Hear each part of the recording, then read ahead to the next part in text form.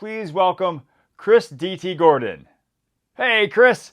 Thanks for having me. I greatly appreciate being here. Oh, my pleasure entirely, Chris. So, everyone more or less knows your story here. So, let's get into it. Why are you a fraud? Wait, what?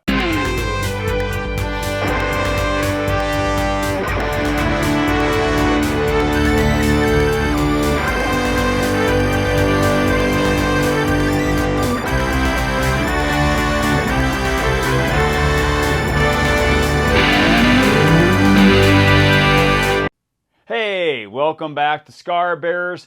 I'm Chris D.T. Gordon. I'm so happy that you're joining me today. Before we begin, please like this episode and subscribe to the podcast and even share this and other episodes out so I can spread that hope and inspiration as far and wide as it can go. All right, today I have a special guest with me. You have heard of him. And so there really isn't much of an introduction to do. So please welcome Chris D.T. Gordon. Hey, Chris. Thanks for having me. I greatly appreciate being here. Oh, my pleasure entirely, Chris. So everyone more or less knows your story here. So let's get into it. Why are you a fraud? Wait, what? No, don't act coy with me. Why do you take on this air of being something that you're really not? What are you talking about? I am always me, and I can't believe that you would come with me with these allegations. Really? Well, let's look at it from a certain point of view. First of all, you claim to be a speaker, right? But you've never been on TEDx, and most of the speakers that I know have never even heard of you. Well, you have to start somewhere. And just because I wasn't on TEDx yet doesn't mean I'm not going to be eventually.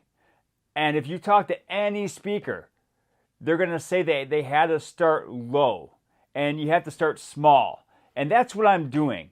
I am making an impact.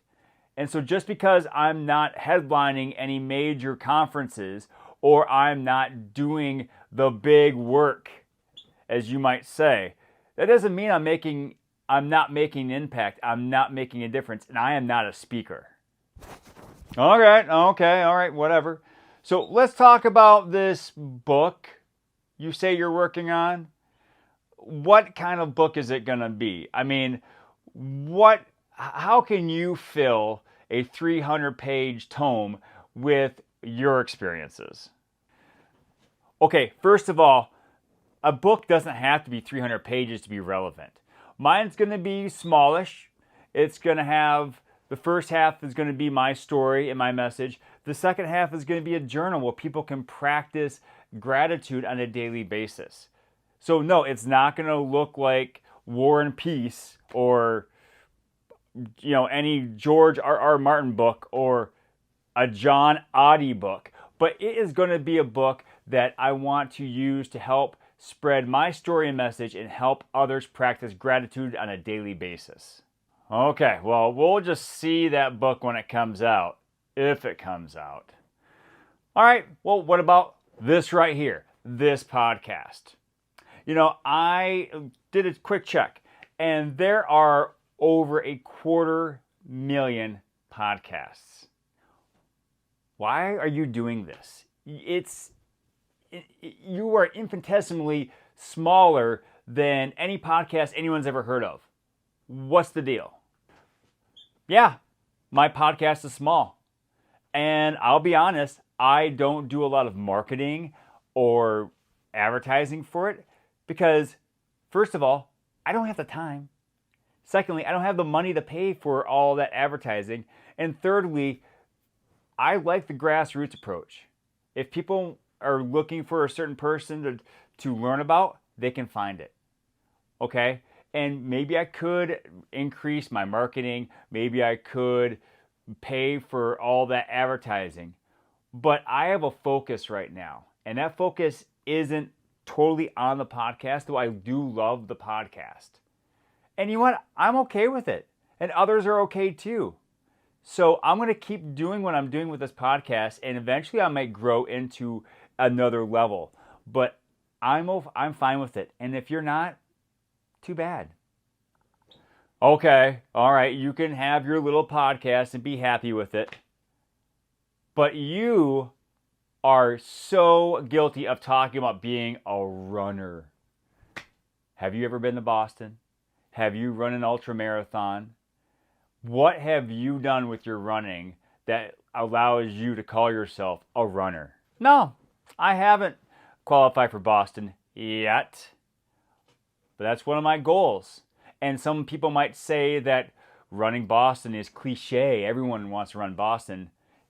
That's fine. You know why it's cliche? Because it's awesome. I've been to the finish line on Boylston Street, and I knew when I stepped onto that road, I wanted to cross it in earnest after running 26.2 miles.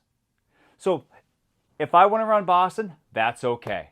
But you know what? I take umbrage with what you said about me not being a real runner. You know what a real runner does? They run! It doesn't matter how fast or slow you are. A real runner runs. They don't need to run a race to prove themselves. They don't need to run a certain mileage every week to tell others, hey, I'm a runner. If you lace up your shoes, or slip on your shoes in my case, because I use lock laces, not an advertisement, and you pound the pavement, or the treadmill, or the track, or the trail, or the beach, you do any of those things, you are a runner. It doesn't matter what anyone else thinks. You do you, boo. You run. That's what makes you a runner. Well, I can tell this has gone absolutely nowhere.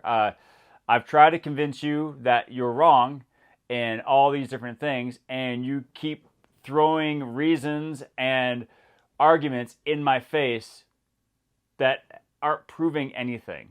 So I guess I'm confused. Why are we even having this conversation? That's actually the first good question you've asked, Chris. That's because many of us deal with the imposter syndrome. We question ourselves all the time about what we're doing with our efforts and our time. We look at others and we compare ourselves with someone else's chapter 20 when we're at chapter 2.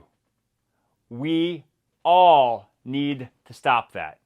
We all need to take gratitude and take pride in how far we've come in our journeys. And don't worry about other people. You can be happy for other people, and you might want to accomplish what they have accomplished. But don't look down on yourself because you're not there yet. You keep working on the skills you want to increase. You keep striving toward those goals.